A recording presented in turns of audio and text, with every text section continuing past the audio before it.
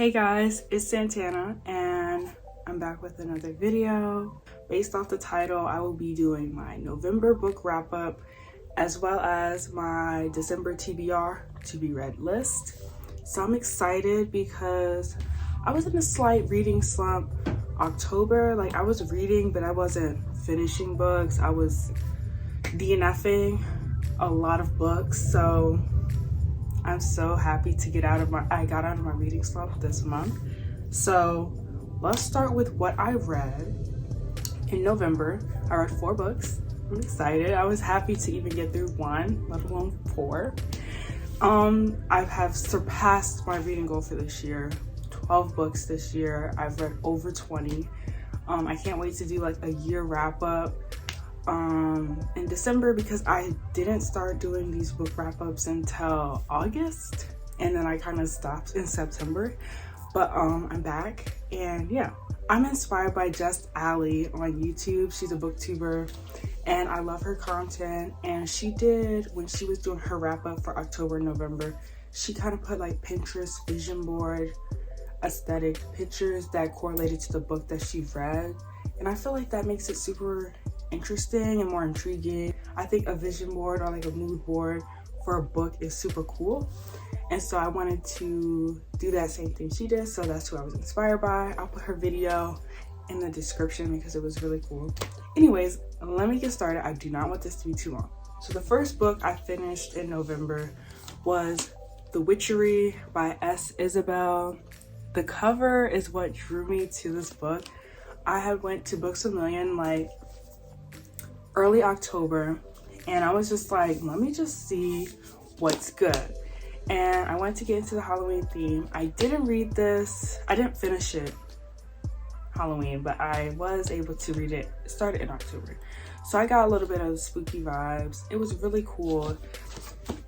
I love this book, and I didn't annotate. I wish I did, so I'm probably gonna reread it so I can annotate because there were some good parts.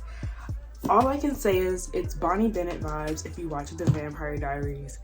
It's spooky, it's a lot of witch history intertwined in the story, which is cool because I'm not too familiar with the history of witches and grimoires and spells and curses and hexes and all that. So it kind of goes into that, and I love how it's mainly based around the 4 girls and their friendship. I'm such a lover of girl friendships and books that's not toxic. But yeah, I just love that it was about witches, it was about women empowerment, coming of age. I would love to see this in a series if this was to ever be adapted, not into a movie, a series. I feel like a movie wouldn't do it just, but a series, like an 8 to 10 episode series, and I would love to be in it. Let me stop. Second book I read was Do You Take This Man by Denise Williams.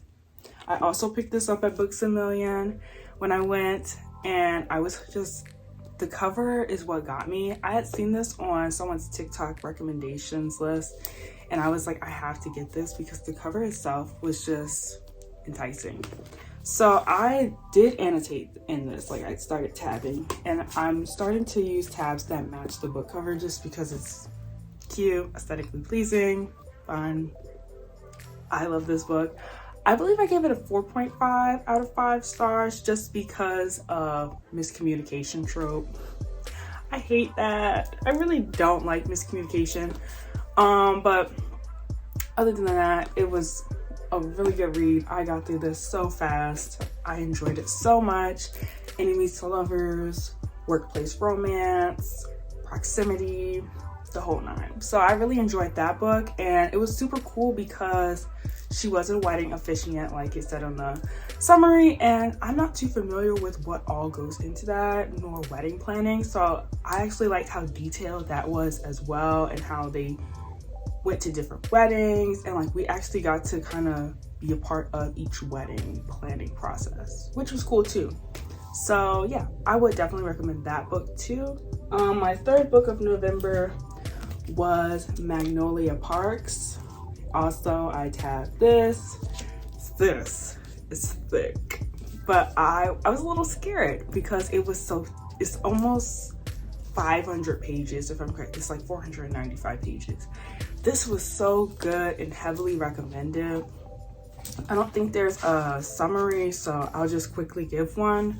It's basically Gossip Girl, elite, wealthy young people doing what wealthy young people do, partying, drinking, breakups, makeups, romance, toxic boyfriends, the whole nine. If you've watched Gossip Girl, I promise you it's basically this, but it takes place in London. It's really good. It's toxic. Now, if you don't like that, I was a little turned off at first because I was like, oh God, it's one of those. It kind of reminded me of After, like the movie and the book. But honestly, it got better. It progressively got better as I read it. Now, I love drama. Toxic drama, not so much, where it's like back and forth. I'm like one and done. If we're gonna fight, we're gonna fight. And if it's one of those type of fights where we're not gonna make up, we're not. This is a lot of back and forth, a lot of push and pull, a lot of drama.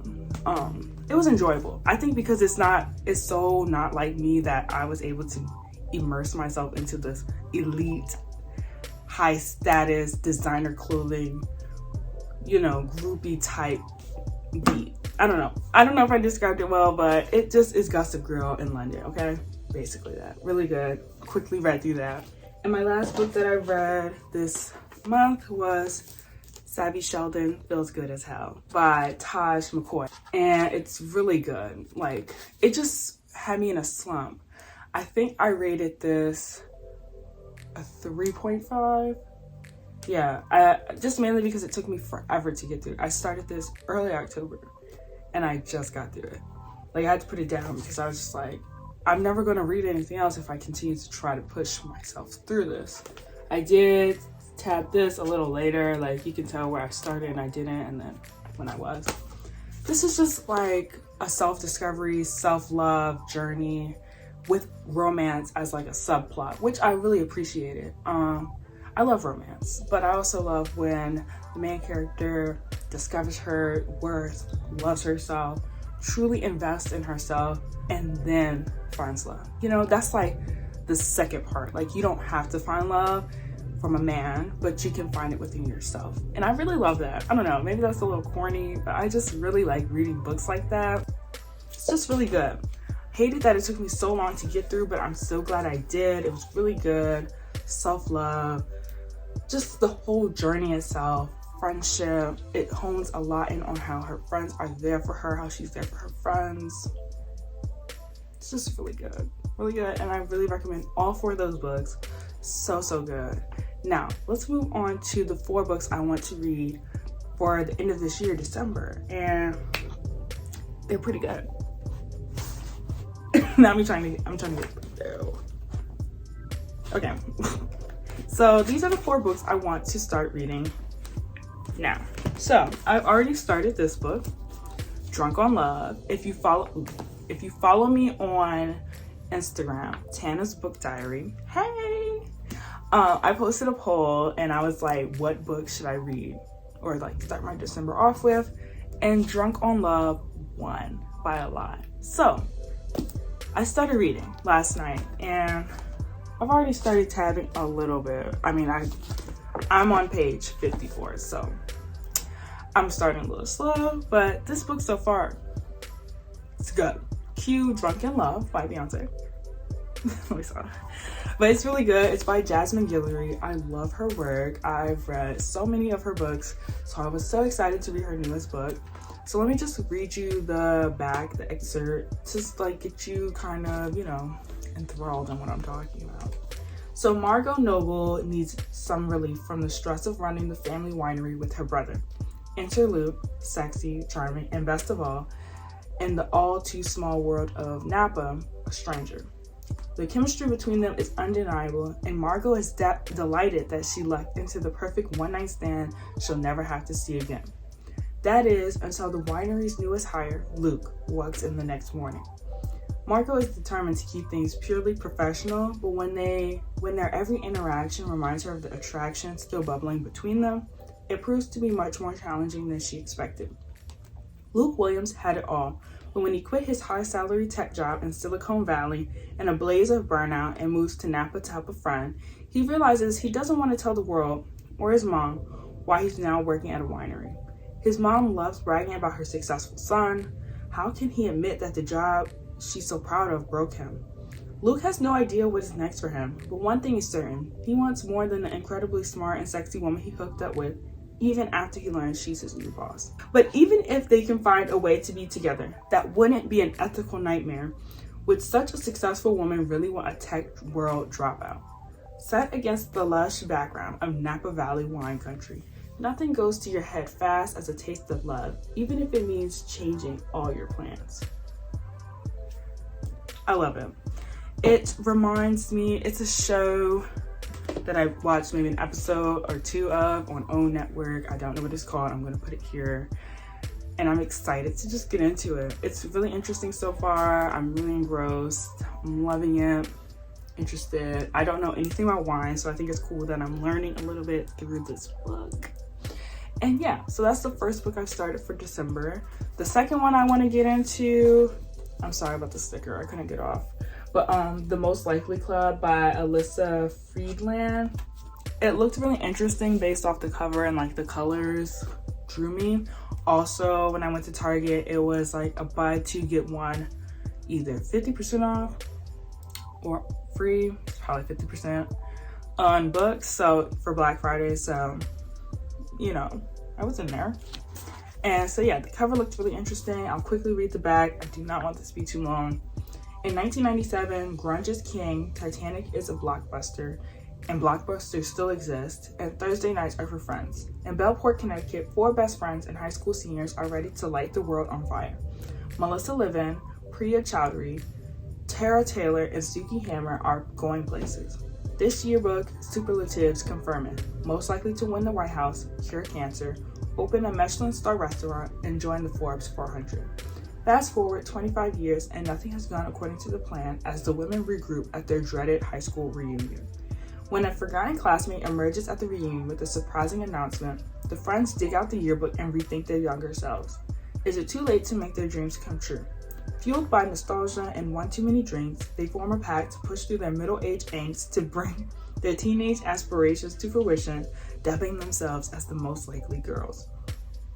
Through the ensuing highs and lows, they are reminded of the enduring bonds of friendship and the way our childhood dreams both sustain and surprise us, and why it's deeply uncool to peak in high school.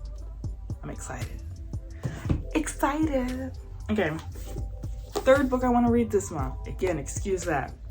Black Girls Must Die Exhausted by Janae Allen. I'm excited. I've seen this on so many book recommendation lists, and I finally got it on the Black Friday sale at Target. And it just, I don't know, it looks really pretty and I'm excited. The title also was captivating, okay? So, Tabitha Walker is a Black woman with a plan to have it all. At 33, the checklist for her life, or the checklist for the life of her dreams, is well underway. Education? Check. Good job? Check. Down payment for a nice house? Check. Dating marriage material? Check, check, and check. With a coveted position as a local news reporter, a paper-perfect boyfriend, and even a standing Saturday morning appointment with a reliable hairstylist, everything seems to be falling into place. Then Tabby receives an unexpected diagnosis that brings her picture-perfect life crashing down, jeopardizing the dream she took for granted, having children. Suddenly, she is faced with an impossible choice between her career, her dream home, and a family of her own. With the help of her best friends, the irreverent and headstrong Layla and Alexis, the mom jeans wearing former sexy Lexi, and the generational wisdom of her grandmother and firebrand friend, Miss Gretchen, Tammy explores the reaches of modern medicine and tests the limits of her relationship, hoping to salvage the future she always dreamed of. But the fight is all-consuming, demanding a steep price that forces a reckoning for nearly everyone in her life. As Tabby soon learns, her grandmother's age-old adage just might still be true. Black girls must die exhausted. I'm excited to read this. I really am. So I cannot wait to get into this. And the last book, so this won't be too long, is How Moon Fuentes Fell in Love with the Universe. This cover is what got me. I hadn't heard of this, but the cover, like I said, got me, and just the title, I was hooked. So let me just read this to y'all, the back. I'm excited. I already have had planned for this. Y'all see the vision. Okay. So when her twin sister reaches social media stardom, Moon Fuentes accepts her fate as the ugly, unwanted sister, hidden in the background, destined to be nothing more than her sister's camerawoman. But this summer, Moon also takes a job as the merch girl on a tour bus full of beautiful influencers, and her fate begins to shift in the best way possible. Most notable is her bunkmate and new nemesis, Santiago Phillips, who is grumpy, combative, and also the hottest guy Moon has ever seen. Moon is certain she hates Santiago and that he hates her back, but a chance in destiny, and maybe, probably, close proximity, bring the two of them into each other's perpetual paths. Moon starts to wonder if that's really true. She even starts to question her destiny as the unnoticed, unloved wallflower she always thought she was. Could this summer change Moon's life as she knows it? Isn't that so cute? I like how it's kind of modern too, with the whole social media influencer life. But yeah, I'm excited to read these 4 books, and I hope that you guys enjoyed this video. I did not want this to be too long, and I hope you guys enjoyed like the little mood board I put for the 4 books I read in November. I'm excited to get through all of these and give y'all another video for December. I hope to do also some bookstore vlogs or like reading vlogs if you guys are interested in that. Also check out my sister and I's other content and videos. We do plan to post more for this holiday season, but we have posted quite a few for fall, so check that out. And yeah, I really appreciate y'all for watching. Give this video a like. Don't forget to comment, share, and subscribe as well. I'm Santana, and I hope you have a great day.